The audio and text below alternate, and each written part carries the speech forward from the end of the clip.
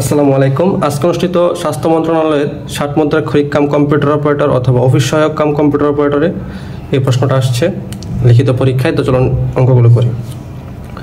x + 1/x = 5 হলে x / x² + x + 1 এর মান কত? আচ্ছা, তাহলে দেখেন এটা থেকে কি করতে পারি, x + 1/x, তাহলে এখান থেকে x কমন মানে লসাগু করলে x + 1 = হচ্ছে 5।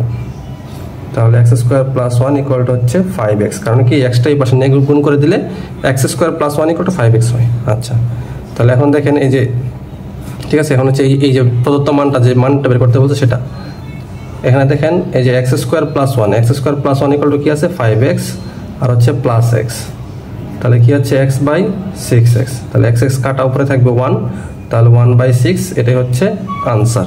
ঠিক আছে, এখন 2 নাম্বার হচ্ছে নল চৌবাচ্চার একটা অঙ্ক ছিল। একটি নল 12 মিনিটে একটি খালি চৌবাচ্চা পূর্ণ করে, অপর একটি নল প্রতি মিনিটে 14 লিটার পানি বের করে দেয়। চৌবাচ্চাটি খালি থাকা অবস্থায় দুটি নল একসঙ্গে খুলে দেওয়া হয় এবং সেটা 16 মিনিটে পূর্ণ হয়। চৌবাচ্চাটিতে কত লিটার পানি ধরে? আচ্ছা, তাহলে ধরি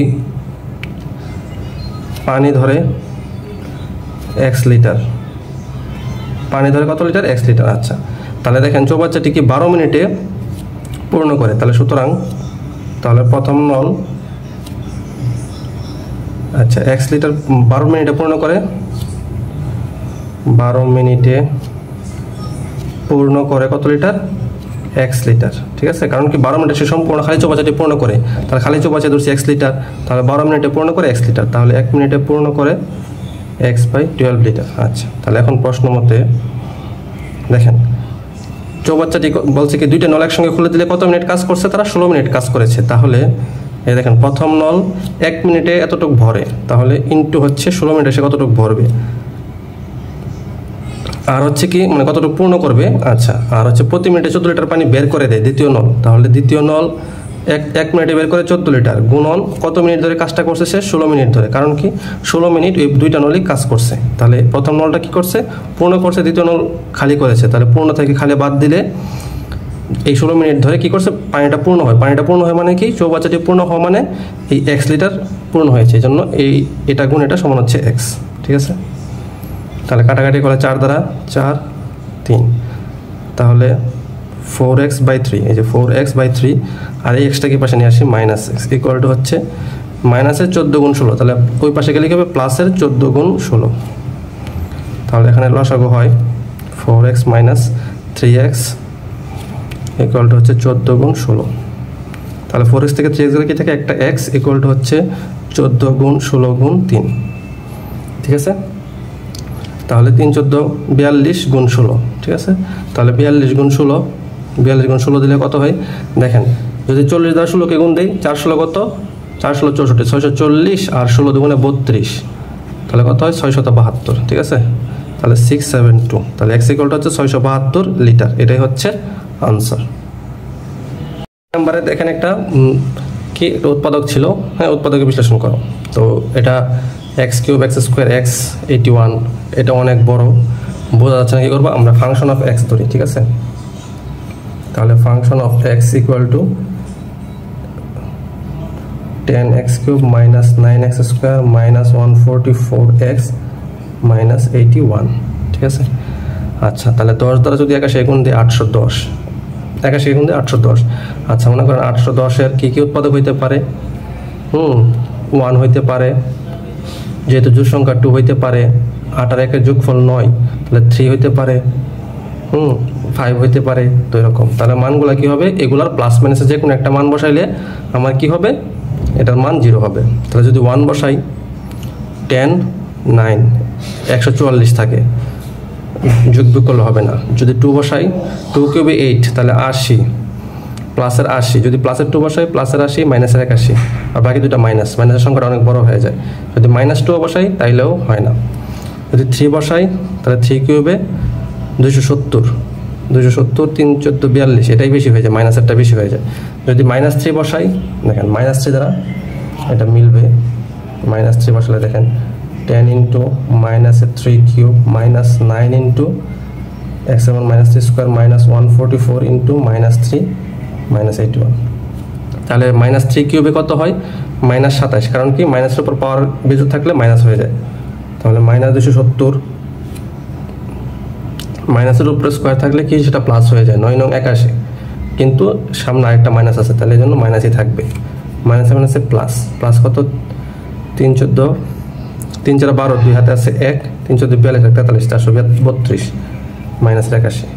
তাহলে দেখেন 432, আর এটা দেখেন 1 1 আর 0 কত হয় 2, 8 আর 8 16, 16 আর 7 23, 3 হাতে আছে 2 4, তাহলে 432 মানে 432 ইকুয়াল টু 0।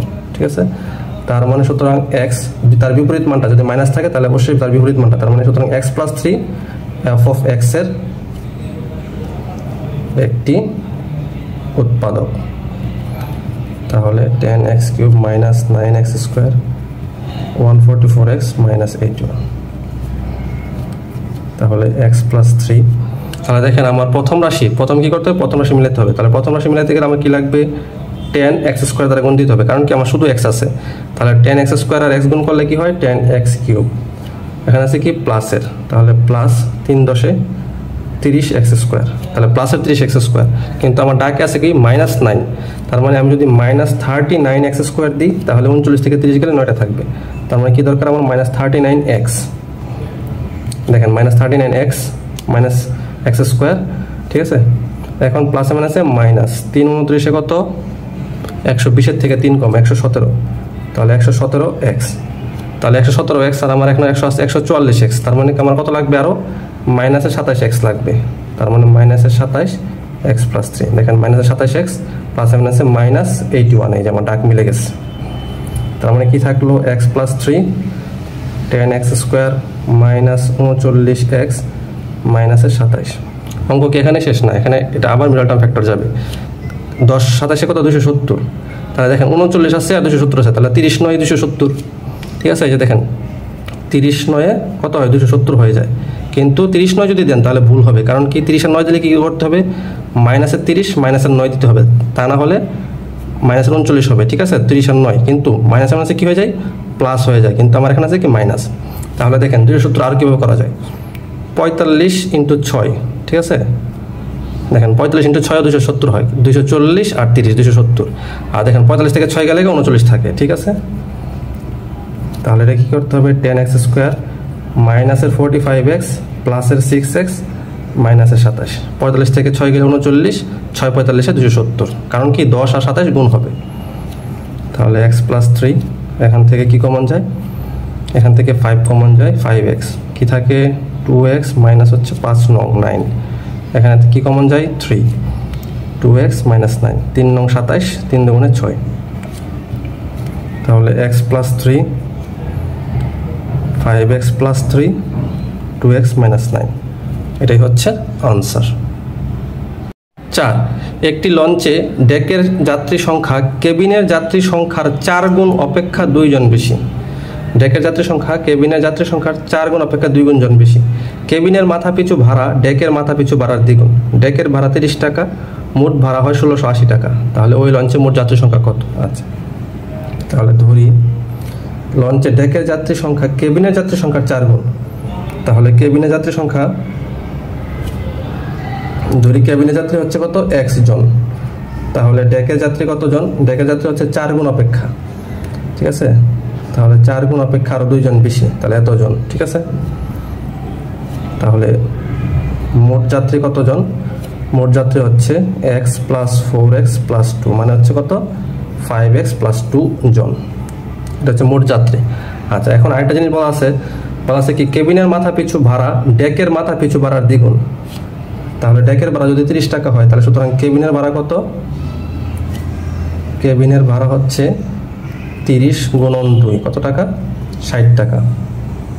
তাহলে এখন প্রশ্ন মতে যদি আমি সাজাই, বলছে কেবিনের যাত্রী সংখ্যা কত x জন, কেবিনের ভাড়া কত টাকা? 60 টাকা, যোগ আমার ডেকের যাত্রী সংখ্যা কত 4x + 2, তার ভাড়া কত টাকা?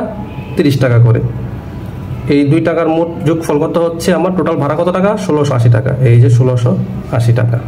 ঠিক আছে, এতজন কেবিনের যাত্রী এত টাকা করে ভাড়া দিছে, এতজন কেবিন ডেকের যাত্রী এত টাকা করে ভাড়া দিছে, মোট ভাড়া কত? 1680। তাহলে 60x + 4 কত 120x প্লাস হচ্ছে 30 দুগুণে 60, 1680 কত হয় 180x ইকুয়াল টু হচ্ছে 1680 মাইনাস হচ্ছে 60, তাহলে x ইকুয়াল টু 1680 থেকে 60 গেলে কত থাকে 1620 আর ভাগ হচ্ছে কত দ্বারা 180 দ্বারা। দেখেন 180কে যদি আমি 180কে যদি 10 দ্বারা গুণ দিই কত হয় 1800, 1800 থেকে 180 কম, 1800 থেকে 180 কম মানে কত 1620, মানে 9 বার যাবে। ঠিক আছে, এই দেখেন 0 দ্বারা 9, 8 নং 72-এর 2, 8 নং 72 হাতে 7, 9কে 9 আর 7 16, ঠিক আছে, মানে 9 জন। তাহলে এক্স এর মান হচ্ছে 9 জন, তাহলে সুতরাং আমার মোট যাত্রী কত, মোট যাত্রী হচ্ছে 5x + 2, 5x + 2 এত জন, তার মানে 5 × 9 + 2 জন, তাহলে 5 নং 45 আর 2 47 জন। তো এটাই হচ্ছে আনসার।